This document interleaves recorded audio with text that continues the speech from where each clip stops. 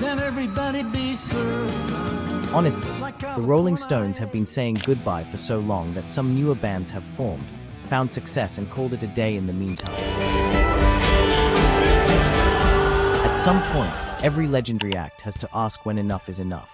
That's just my opinion, so don't come after me. Here are 10 old rock bands that really should retire right now. Number 10. Yes. Yes helped shape progressive rock with classics like Roundabout and Owner of a Lonely Heart. Their music was once known for ambitious arrangements and technical brilliance, but the current situation is very different from the band that created those legendary records. Most of the classic lineup that fans remember is gone, and the surviving members are now well into their 80s. Audiences still enjoy hearing the famous songs live, yet many wonder whether the Yes name has now outlived the era that made it special. Sometimes a legendary catalog speaks louder than another tour announcement.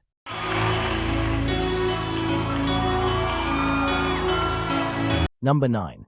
Bon Jovi. As I dream about movies, it won't make of me. Few rock bands produced bigger sing-along anthems than Bon Jovi. Living on a Prayer and You Give Love a Bad Name remain staples of classic rock radio, but the band has spent the last 4 years largely away from touring. Jon Bon Jovi has been open about his vocal cord challenges, and only recently has he hinted that a return to the stage might be possible. That honesty has earned respect from fans, but it has also raised a serious question. Should one of rock's biggest bands keep pushing for another full comeback? After decades of success, Bon Jovi has already secured its place in music history. Number 8. Heart. Heart's powerful combination of hard rock and emotional ballads made songs like Barracuda and Alone unforgettable. Fans were excited when Ann Wilson resumed touring on the Royal Flush Tour, especially after treatment-related postponements had forced several schedule changes. Her determination is genuinely inspiring, but it also highlights how demanding life on the road can become after so many years in the spotlight. Rather than expecting endless tours, many supporters now simply appreciate every performance they get to see.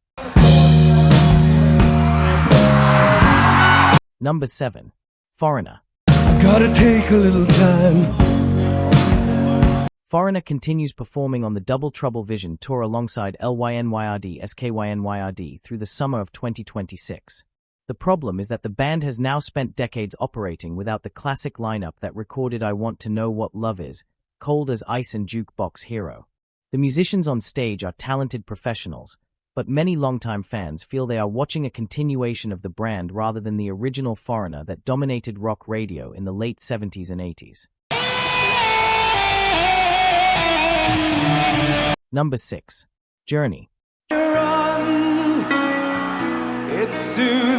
Journey's Don't Stop Believin' has become one of the most enduring rock songs ever recorded, but the band's current chapter feels very different from its golden years.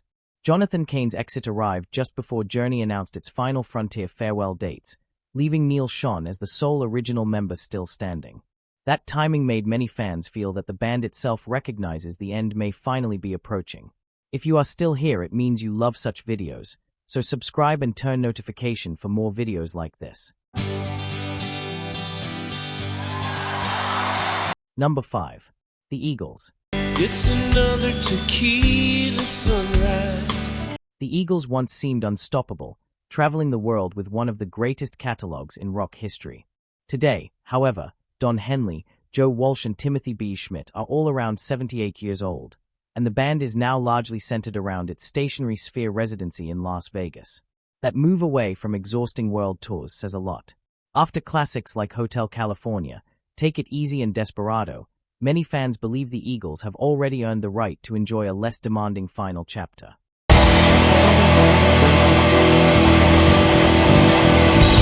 Number 4. George Thorogood and the Destroyers. I drink alone. Yeah! George Thorogood built his reputation on relentless energy, and Bad to the Bone remains one of rock's most recognizable riffs. What makes his inclusion here surprising is that, at 75, he is still extending the Baddest Show on Earth tour despite previously dealing with a very serious medical condition that required surgery. Fans admire his fighting spirit, But they also know that constant touring becomes increasingly challenging with age.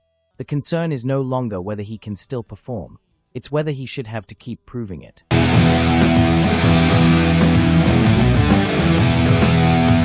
Number 3.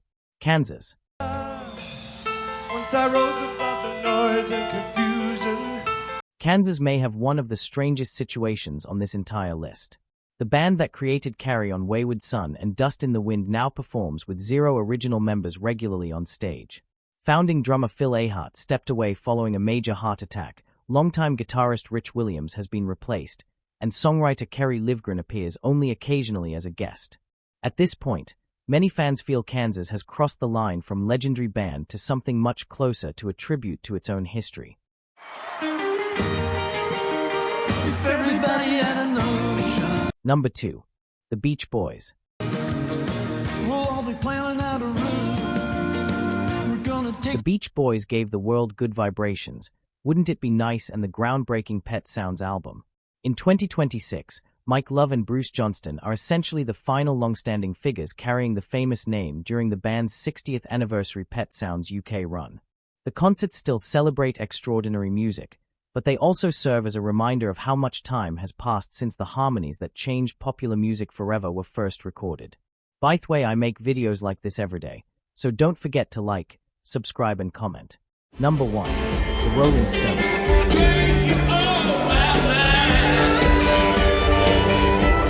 It had to be the Rolling Stones. For more than 60 years, they have survived every trend, every musical shift, and every prediction that they were finished. Songs like Paint It, Black, Gimme, Shelter, and Satisfaction still sound as powerful as ever. But 2026 has brought a reality that even the Stones cannot ignore. Reports suggest the band cancelled its planned UK and European stadium tour after Keith Richards, now turning 82, admitted that arthritis made it impossible to commit to a 4-month run. The surprising part is that Mick Jagger reportedly still wanted to keep touring behind the new Foreign Tongues album. That contrast makes this story fascinating. One member still eager to chase another massive tour, another recognizing that the physical demands may simply be too great. The Rolling Stones remain one of the greatest rock bands of all time, but if even they are beginning to question whether another huge stadium run is worth it, perhaps that tells us something important about where classic rock's final era has arrived. Which band do you think truly should retire first, and which one still deserves one more tour before the curtain closes? Let me know in the comments, and don't forget to like, subscribe, and turn on notifications for more classic rock countdowns every day.